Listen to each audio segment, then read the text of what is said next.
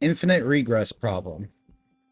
So this is a problem that plagues science and it plagues religion when it's being interpreted through thought. And when we do science or we do religion, we do it with our mind. You know, we could say that there are some religious practices that we try to uh, lay down the mind, or we try to transcend the mind. But if there's a practitioner that's doing religious practice, then it's mental, because the practitioner is a mental construct. So we'll start with science here. You know, when we talk about science,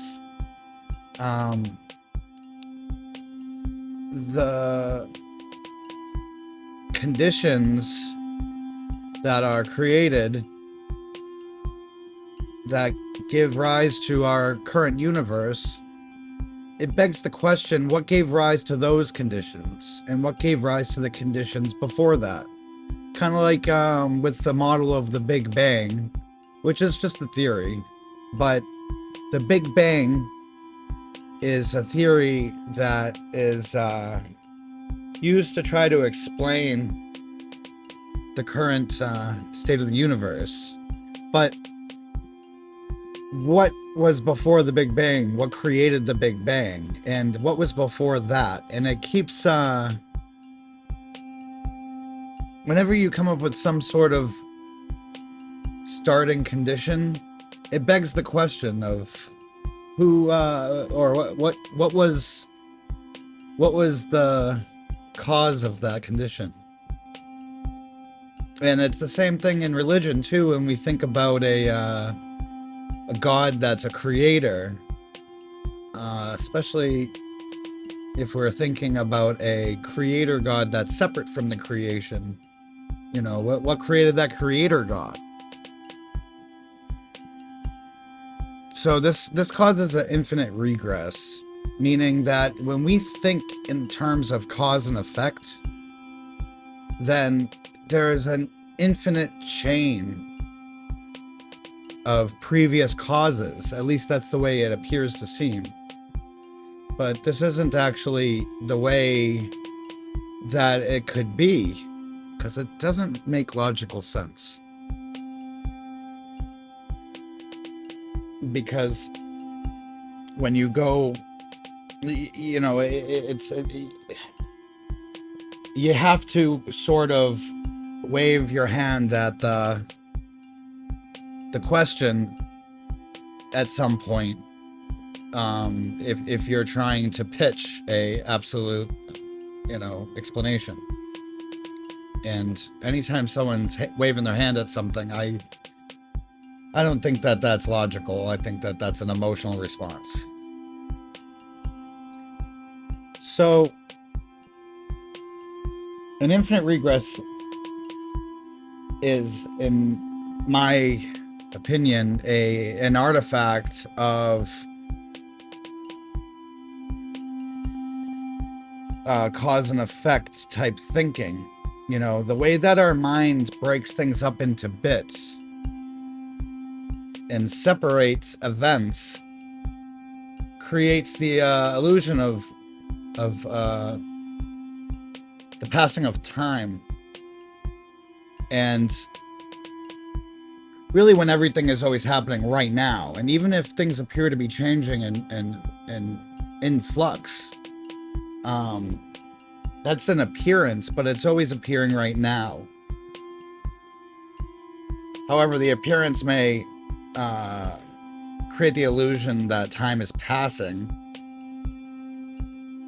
And when we buy into that illusion, it appears that the past causes the present. Past is the cause and the present is the effect.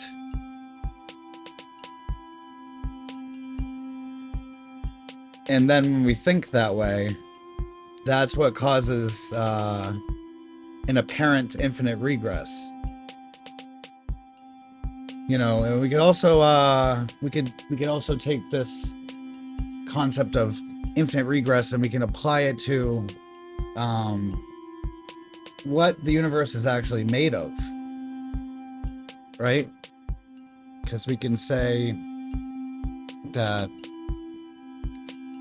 it's made out of elements and atoms and electrons and protons and neutrons and quarks and fields, but it's another infinite regress. It's like, okay, what is this made of? It must be made of something. Oh, it's made of this. Oh, what's that made of? It must be made of something. Oh, it's this. So it's this. So it's this. So where does it end? Well, what I'm going to say is that these are what all of those things are made out of is,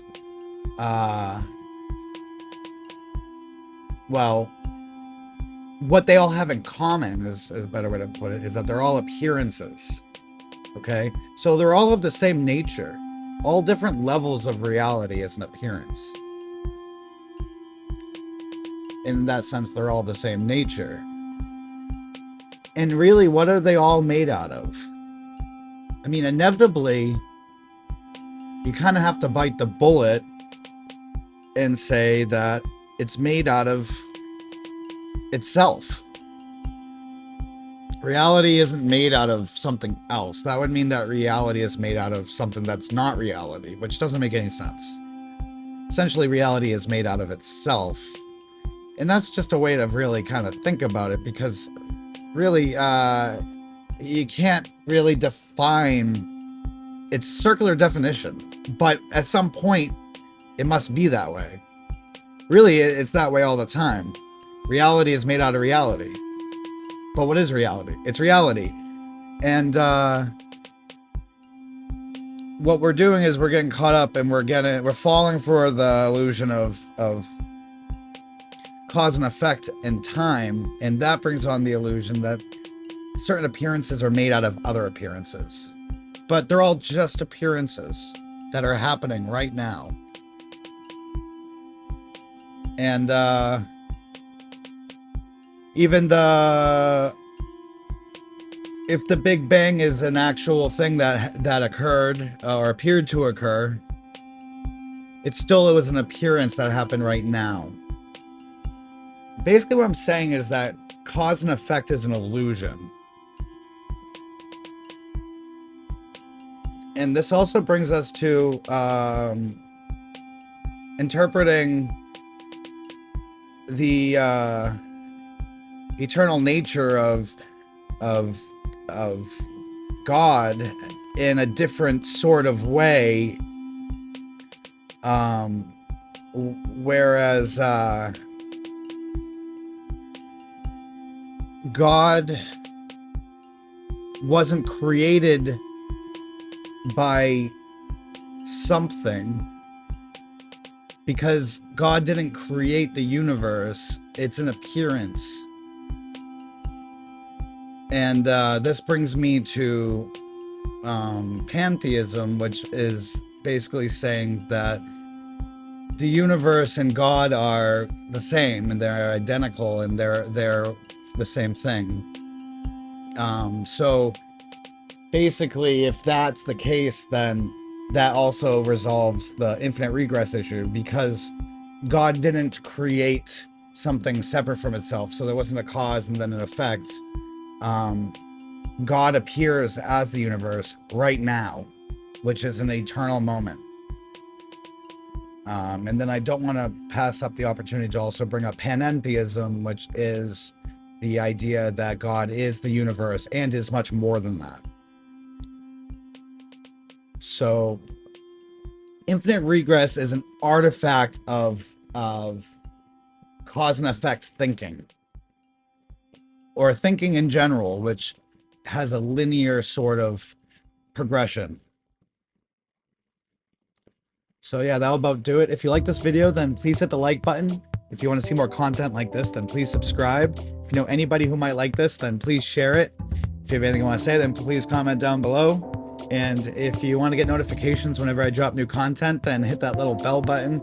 And I hope you have a great rest of your day.